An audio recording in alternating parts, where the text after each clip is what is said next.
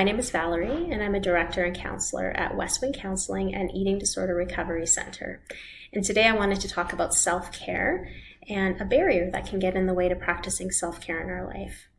Self-care is essential to our health and our well-being, and is anything that we do that prioritizes our well-being spiritually, physically, emotionally, or mentally. And some examples of self-care might include feeding ourselves well, getting some good rest, maybe putting boundaries on our commitments, doing things for enjoyment and relaxation. Essentially, self-care is operating from a place of worthiness rather than chasing after the perceived shoulds of life. One barrier to practicing self-care is perfectionism.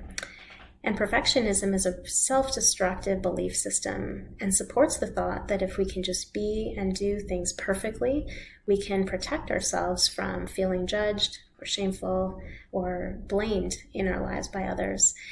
Perfectionism is attempting to feel good enough through achievement and approval, trying to be perfect and please others perfectly. One way that we can embrace self-care is by challenging perfectionism and embracing self-compassion. And self-compassion carries many elements that are similar to practicing compassion for others. When someone else is suffering, we often have a heart response. We feel along with them. We suffer with them. And we often strive to want to do something to help.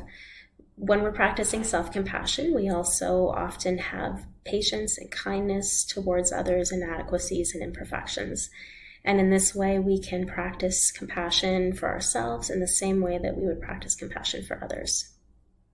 So we can practice self-care today by challenging the pursuit of perfectionism and embracing self-compassion in our lives.